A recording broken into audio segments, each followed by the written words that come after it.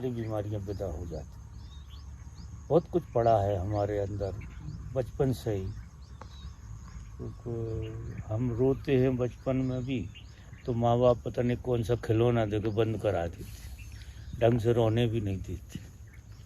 तो ज़्यादा रोते हैं तो वे घबराहट होने लगती, कोई लॉलीपॉप खिला देंगे, कुछ कर देते हैं कि रो मत, या लोरी सुना देंगे, या कुछ ना कुछ करके बंद कर देते। वहाँ से दवा हुआ है रोना, ज़्यादा तो रोना ही दवा पड़ा। और समाज ने हंसना बंद कर दिया है।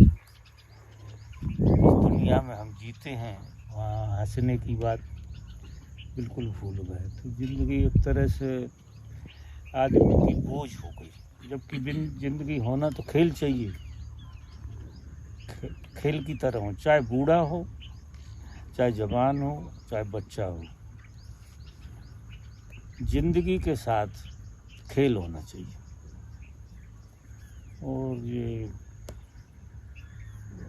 दमन के कारण और शिक्षा के कारण, यानी सबसे खराब काम जो हुआ है वो शिक्षा का हुआ। देखने में बड़ा अच्छा लगता है, शिक्षा से तो बड़ा विकास हो रहा है और ये हो रहा है वो। शिक्षा ने आदमी को जीवन से बहुत दूर कर दिया, जिंदगी से दूर हो गया।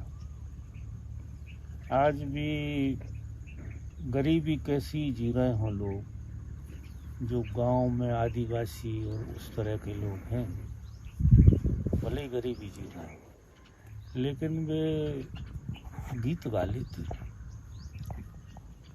12-12 बजे रात तक, 2-2 बजे रात तक उनकी टीमें गीत गाया करती हैं और बिल्कुल नहीं थकती। उत्सव मनाते हैं जिंदगी का। वो गरीबी में इतने जी रहे हैं जिसका कोई हिसाब नहीं, लेकिन जिंदगी का उत्सव मनाना उन्हें आता है। और उनके उत्सव को देख कर बड़े बड़े रईसों को ईर्ष्या पकड़ जाती, जितनी टोटलिटी से वो उत्सव मनाते हैं। या अपने भी जो गरीब लोग रहते हैं जो कभी कभी कीर्तन करते हैं, इतने हम तो नकली कीर्तन करते हैं, उनका कीर्तन देखना, वो गजब का कीर्तन करते हैं, एकदम मग्न हो जाते हैं पूरे के पूरे, क्योंकि उनके अंदर शिक्षा का वजन नहीं है।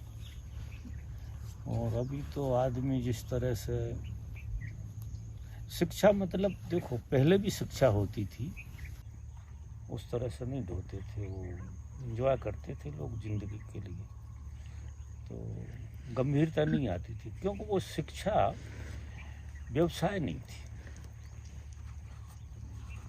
और ना कंपटीशन था।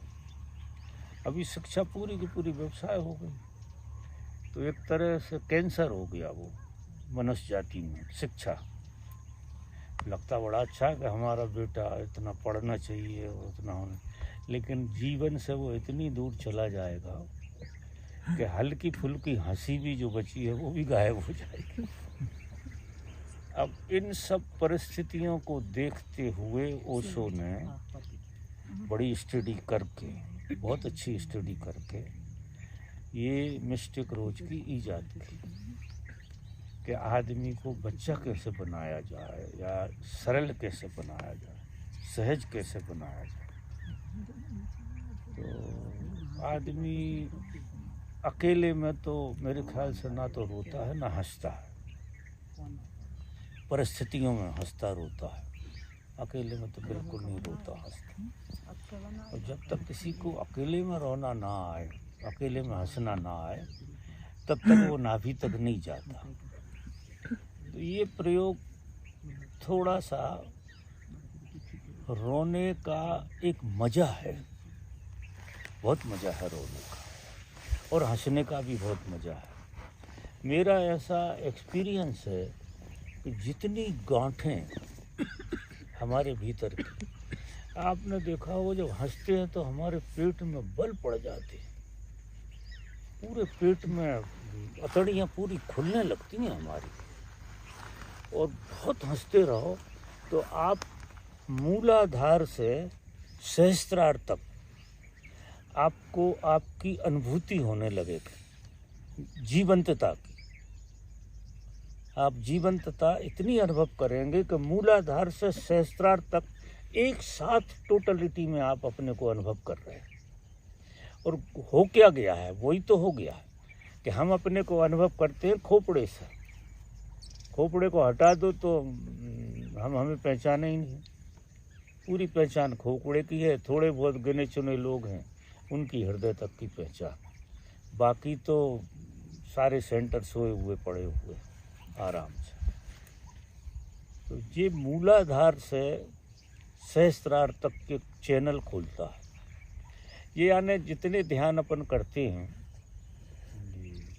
डायनेमिक करते हैं, नाद ब्रह्म करते हैं, कुंडल, एक टुकड़ों में करते हैं, एक पार्ट से करते हैं हम, एक पार्ट पर ध्यान ज़्यादा।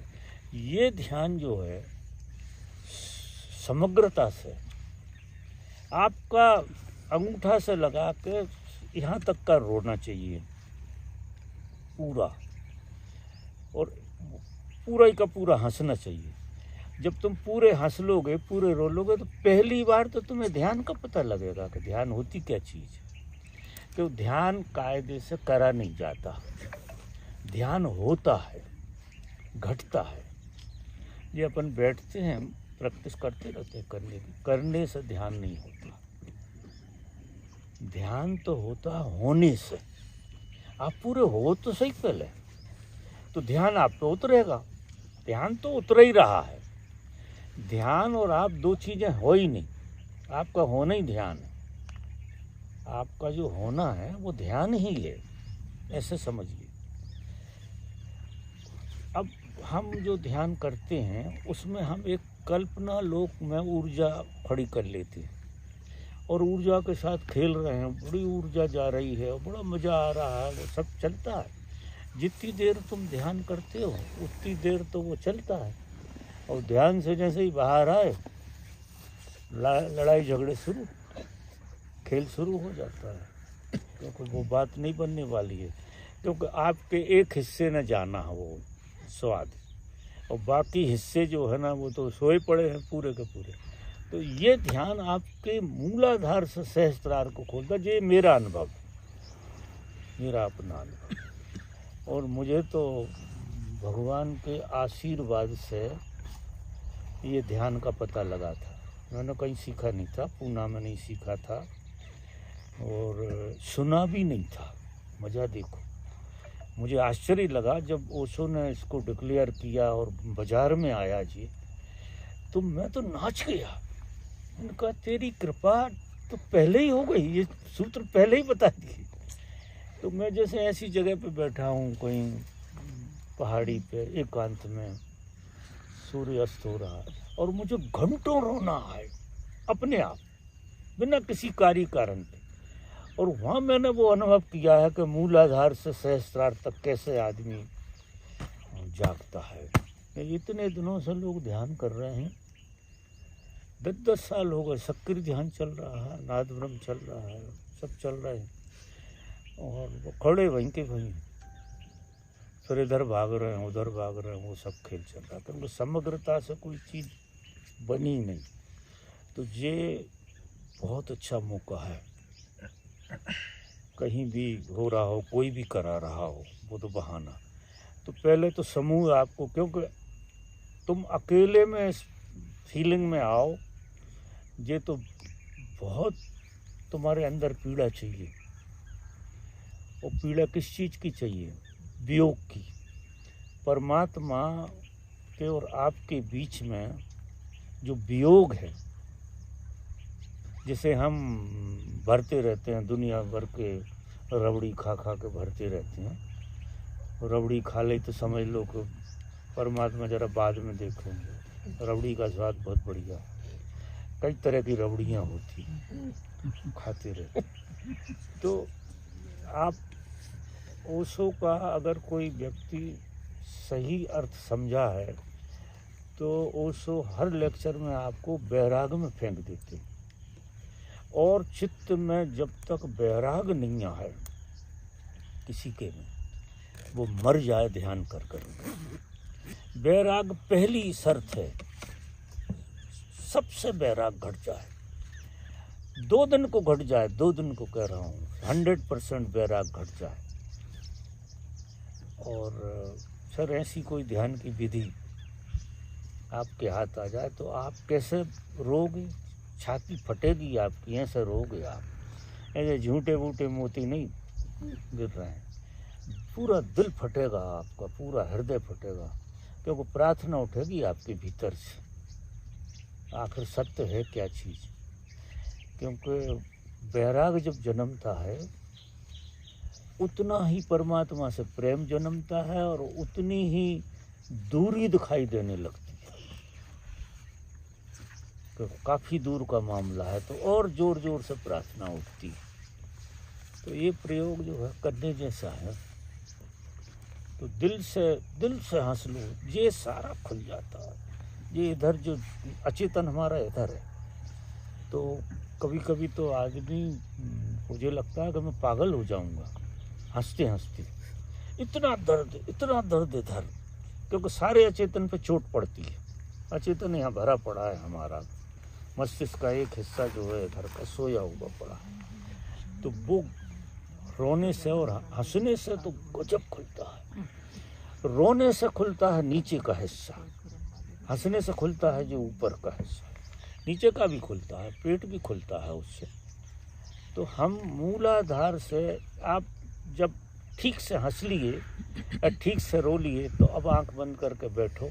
मूलाधार से पूरा आपको ऊपर तक का एहसास हो रहा है, आप पूरे को टोटल हो गए, आप पूरे के पूरे जी रहे हैं, एकदम आप अपने में आ गए। अपने में आ गए तो ध्यान तो तुम्हें घेरे हुए है। ध्यान ऐसी घटना नहीं है कहीं से आता है या जाता है, परमात्मा भी ऐसी घटना नहीं है कि आता है या जाता है। परमात्मा एक नथिंगनेस जैसा है, मतलब ना होने जैसा होना है परमात्मा। अगर कुछ भी होने जैसा है तो मन का खेल है, कुछ भी होने जैसा। वहाँ कुछ होने जैसा नहीं है, क्योंकि कुछ अलग से हो गया ऐसा थोड़ी हो जाएगा, वो तो है ही। वो असली में परमात्मा तो नाम लेना पड़ता है, वो तुम्हारा ही होना है। तुम और परमात्मा दो कैसे हो सकते हो? तुम्हें भ्रम हो गया है कि तुम अलग हो, वो भ्रम तोड़ने के लिए ये सारे प्रयोग। यानी इंच इंच तुम वही हो, ऐसे समझो। तुम्हारा होना ही परमात्मा होना। अगर तुम लड़की नहीं हो तो, अगर लड़की हो गए तो फिर हट गए परमात्मा से। होना तो रहा, लेकिन वो होना लड़की में कन्वर्ट हो गया, तो ये लड़की तो गायब हो जाएगी। क्योंकि सारे खेल जब मूलाधार से सहस्त्रार तक एक हो गया तो लड़की लड़के का भेद खत्म हो गया। हाँ, तुम टोटल हो गए, तो एक टोटलिटी आ गई तुम्हारे अंदर, और उसमें वैराग पूरा घट जाएगा। क्योंकि किसी चीज़ में आपका मन नहीं लगेगा, किसी चीज़ में। कोई चीज़ दुनियादारी की आपको ऐसी वीरानी सी दिखेगी जैसे है भी और नहीं भी है। तुम्हारे सामने सुंदर से सुंदर पुरुष खड़ा होगा, आपको लगेगा है भी और नहीं भी है। स्त्री होगी, है और नहीं भी है। माना जिस आभास है इसका, वो बोध आते ही आभास गायब भी हो रहा है। अब आप कैसे अकेले पड़ जाओगे? कितने अब प्रार्थना नहीं उठेगी। ऐसी प्रार्थना उठती, सच्ची प्रार्थना। एक मंत्र भी जपोगे तो सक्सेस होगा, क्योंकि वो बहुत अंदर तक जाएगा तुम्हारे। इसलिए जो प्रयोग बहुत जरूरी है। इसलिए मेरा आग्रह, मैं अमेरिका से प्लान करके आया था कि अब की बार इंडिया में, तो वहाँ मैंने कोशिश करी कराने की एक आध जगह, लेकिन वो अब बेचारों के पास, जो विदेशी लोगों के पास 3 दिन का टाइम होता है। ये 3 दिन से ज़्यादा का शिविर नहीं लगा सकते। इतनी भाग दौड़ की ज़िंदगी है जिसका कोई हिसाब नहीं। अब 3 दिन में कौन कौन से प्रयोग करो? तो जो चालू प्रयोग हैं वही हो जाते हैं। अब 3 घंटे का एक साथ प्रयोग करना, वो इतनी क्षमता भी चाहिए, तो उतनी क्षमता भी नहीं। तो अभी अपन प्रयास करेंगे, और ये प्रयोग बहुत गजब का है। आप अनुभव करोगे और इतना मजा आता है जब आप मूलाधार से ऊपर तक की पूरी रिदम में हो, तो आपको इतना मजा, क्योंकि आप पूरे अस्तित्व से जुड़ जाते हैं, पूरा अस्तित्व और आप एक हो जाते हैं। हम कई टुकड़ों में हैं, कई लेयर में, और उसके पीछे हमारा दमन। हमने इतना दमन किया है कि हर परत दबी पड़ी है, सब कुछ दबा पड़ा है, ये निकालेगा। तो ये भगवान ने बहुत शोध करके आखिरी में बनाया। ये शुरू के दिनों में नहीं था। हम तो जब वहाँ प्रयोग करने जाते थे तो वहाँ था ही नहीं जी, प्रयोग होता ही नहीं था। ये रेगुलर प्रयोग होते थे और थेरेपियाँ दूसरे तरह की। बाद में अमेरिका से लौटने के बाद ये ईजाद हुई, या अमेरिका के आते आते हो गई, फिर यहाँ ये प्रयोग हुए और कई लोगों को उसमें मज़ा भी आया। इसलिए करना, चूकना मत। टाइम तुम्हारे काम काज का इधर उधर कर लो, 2 घंटे पीछे काम कर लेना। ऐसा कुछ करो कि 2 घंटे की छुट्टी लो और 2 घंटे आगे काम कर दो, कोई रिक्वेस्ट करके, कोई तरकीब निकालो मतलब। लेकिन किसी बहाने से छोड़ना ठीक नहीं है। अगर भीड़ ज़्यादा हो गई तो हम टेंट लगाएंगे लोन में। वो बाहर जो लोन है ना, बड़ा टेंट लगा देंगे, वो कुलाटे खाओ आप खूब बढ़िया, पूरा प्रयोग जी भर के करो, मर्जी जितनी कुलाटे, हाथ पांव फेंको, खूब मारो पीटो चिल्लाओ, दूसरों को मत मारना। क्या है, दूसरा तुम्हें मारेगा तो वो कहेगा हम भी निकाल रहे, फिर जरा खेल खराब हो जाएगा। अगर ऐसा देखते हैं, वो इसलिए मना कर रहा है कि जगह की कमी। हमने पहले उसे समझा रखा है कि तू बहुत मना मत कर, नहीं तो वो भगवान का वो कुएं वाला खेल हो जाएगा। वो 1 लोटा पानी डालने वाला, दूध डालने वाला तालाब में, एक भी ना कि उसने तो मना कर दी है तो हम नहीं जाते। तो सब ऐसे ही सोचेंगे कि नहीं जाते और बेरंग हो जाएगा। हंस रहा पीछे बैठे अल्पेश हंस रहा है पीछे बैठे। हाँ, वो बैठा हुआ। तो अब अकल मत लगाना, किसी को मना मत करना। आने दे, 100 लोगों को अपन करा सकते हैं जी। मान ले तेरे 84 हैं, मैंने 16 और जोड़, अपन टेंट लगाएंगे, करेंगे यार। ऐसा थोड़ी है कि जिनका बड़ी मुश्किल से तो मन होता लोगों को, कौन आता है यार। 21 दिन का समय बाबा हैं? 21 दिन के लिए तो किसी के पास समय होता हाँ, नहीं। नहीं आते लोग। नहीं आते। 21 दिन के लिए कोई के पास मरने फुर्सत नहीं है। ये हालत, कौन आएगा। तो आ रहे हैं जी, तो बड़ी बात है, मानो बड़ी बात। और उनका खूब स्वागत करो, उन्हें अच्छे से, जैसे बलि के बकरा है अपन खिलाते हैं ना, अच्छे ढंग से, मतलब लाड़ प्यार मोहब्बत करते हैं। ऐसे अपने मेहमानों की अपन खातिर अच्छी करें। उन्हें ये ना लगे बेचारे को हमारी खाने पीने नहीं मिल रहा, कोई दिक्कत है, खिलाएंगे पिलाएंगे बढ़िया मस्त, फल खिलाएंगे, सब कुछ खिलाएंगे उनके लिए। चाय छोड़ के सब देंगे, चाय नहीं पिला। ऐसा खेल है। लोगों चाय चाहिए। चाय फिर ध्यान नहीं होगा। कम से कम एक आदत तो तोड़ कर रखो।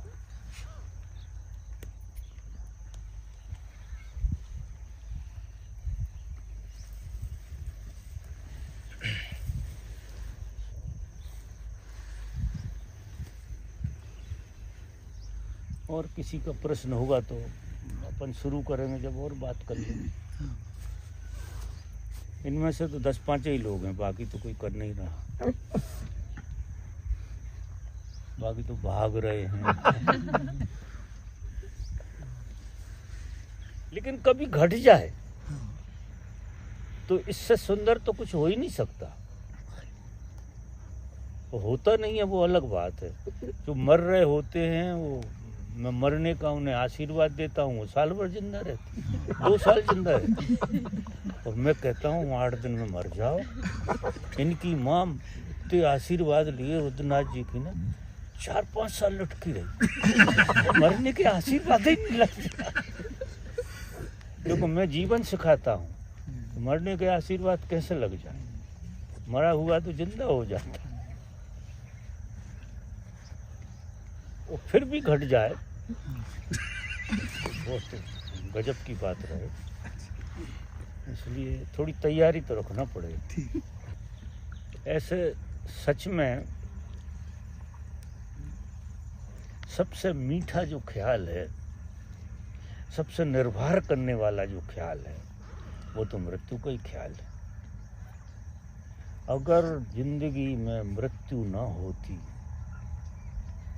तो जिंदगी महानरक होती। तुम आज के आज इसलिए जी पाते हो क्योंकि तुम आज के आज मर भी सकते हो। कैसे ही कह रहे हो तुम, लेकिन अनिश्चितता तो बनी रहती है। जरा सी सांस आड़ी टेढ़ी होती है तो लगता मर ना जाओ, लगता है कि नहीं। लेकिन आज के आज और सन्यासी का तो मतलब ही है कि कफन बांध लिया। कफन का मतलब ये है कि आज भी काम आ सकता है, इस वक्त भी काम आ सकता है। और हर आदमी हर जगह पे जहाँ भी है वो मरघट पे ही बैठा, मरघट से बाहर नहीं है कोई आदमी, सब मरघट पे बैठे हुए। तो ये निर्भर कितना करता है। जरा इसकी फीलिंग देखो कि रात के सो और एकदम गहरे में अपने में ख्याल करो कि आज सवेरा ना हो। अब सवेरा ना हो ऐसा भीतर ख्याल आएगा तो यहाँ से भविष्य विदा हो जाएगा। आपका भविष्य जैसी कोई चीज़ बचेगी नहीं। आप निर्विचार एक क्षण में हो जाओगे।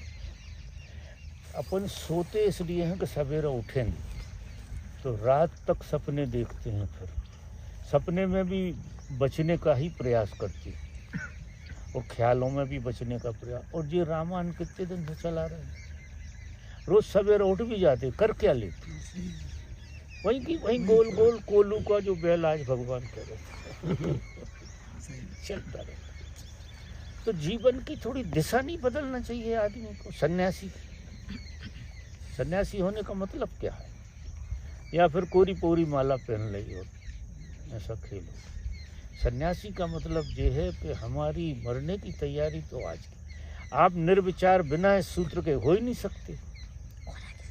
ध्यान में बैठे, आप मेरे साथ बैठे ध्यान में, तो ख्याल ही मत बनाओ कि उठोगे। ध्यान में बैठ गए, अंतिम काम, अंतिम नहीं, ध्यान में बैठ गए आप।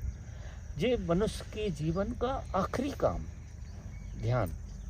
इससे श्रेष्ठ कुछ है नहीं जगत में, और तुम श्रेष्ठ कृत्य में शामिल हो गए। तो ऐसे बैठो जैसे आखिरी तक। अब उठने का कोई काम नहीं है, बैठ जाओ, देखो ध्यान कैसे नहीं लगता। ध्यान इसलिए लगता है कि चाय की केतली चढ़ी है उठ के पहले उसको टटोलेंगे, फिर और कोई चीज करेंगे। अब भी सब वो केतली वहां दिखती रहती। अब एक आध बार ख्याल भी आ जाता है कुत्ता ना आ गया हो, नहीं वो केतली कुत्ता ने कुछ कर दी हो, ऐसा ख्याल भी आ जाता है बीच। तो केतली रहेगी तो कुत्ता भी आएगा, आएगा कि नहीं? ये सब खेल चलते रहते, सारा खेल ऐसा है जिंदगी। तो इतनी समग्रता से कोई ध्यान में बैठा हो, ध्यान न लगे, ऐसा नहीं हो सकता। और जागना एक साथ होता है, ये गलत फहमी। अगर होश में हो तो, अरे वो तो मरना और जागना एक साथ घटेगा, एक साथ ही घटता है। क्योंकि मर जाओगे जब ही तो जाग पाओगे। अपने पराये से मर जाओगे, व्यक्तित्व से मर जाओगे, बुद्धि से मर जाओगे, अहंकार से मर जाओगे, और तुम हो गया इन चीजों के अलावा। बाकी तो तुम अमर हो, बाकी तुम कैसे मर सकते हो? तुम्हारा होना नहीं मर सकता, क्योंकि रात के सो जाते हो, मर जाते, सवेरे उठ जाते हो, कोई नहीं। वो अमर नहीं होता तो कहाँ से आ जाता? सोते वक्त कैसे छोड़ देते हो? छूट जाता है अपने आप। ऐसे ही मृत्यु में भी छूट जाता है, बोध में भी छूट जाता है, ध्यान में जिन छूटता नहीं है। छूटता है, ध्यान में भी छूटता है। ध्यान में छूट जाता है, छोड़ दो, फिर उसको छोड़ ही दो, छूटा ही हुआ मानो। जो चीज छूट जाती है वो छूटी है, जो अपनी है नहीं। और अब इसमें है क्या यार? तो धारणा ही है ना, धारणा ही है ना। तो फिर इसको पकड़ के बैठे हो तुम, और मृत्यु की भी तो धारणा ही है। मृत्यु कौन सी सच्ची है? जब ये धारणा है तो वो भी धारणा है, नहीं है? मरो रे जोगी मरो, हाँ। मरण बड़ा मीठा, हाँ, गोरख कहते हैं, वो सो कहते हैं।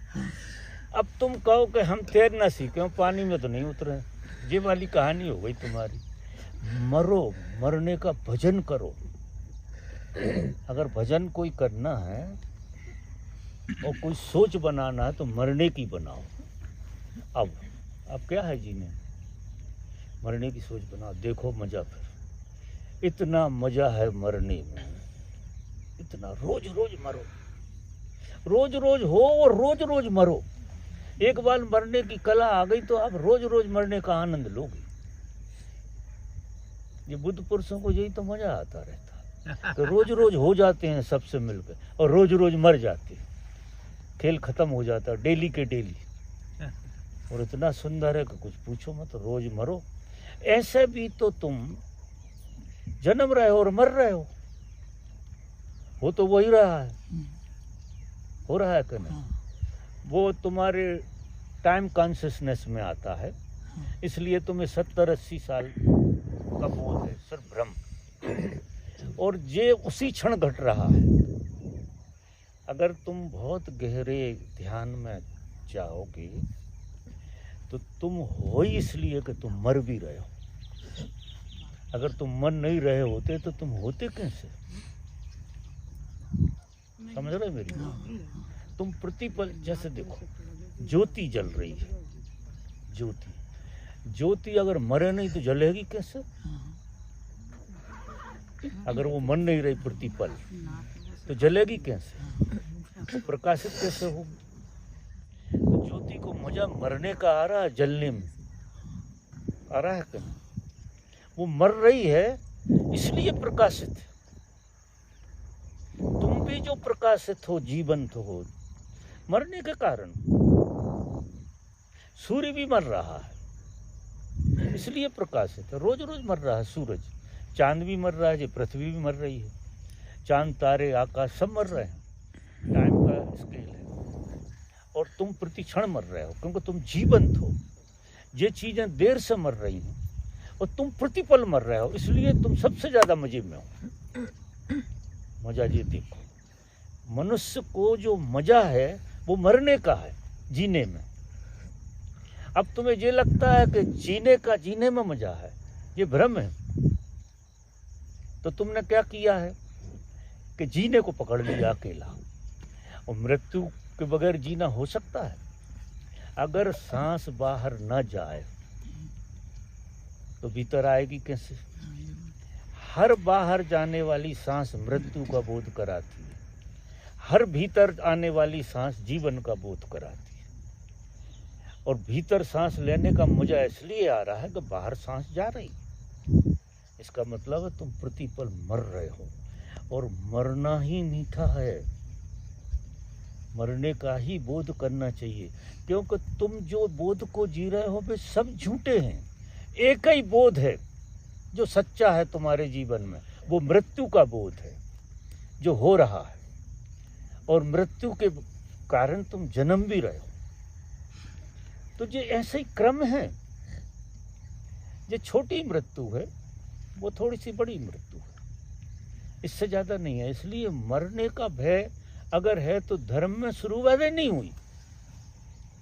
जिसके जीवन में मृत्यु का भय है उसके लिए धर्म की उसने मर्म ही नहीं समझा धर्म का, क्योंकि धर्म का मर्म तो मृत्यु में पूरा का पूरा।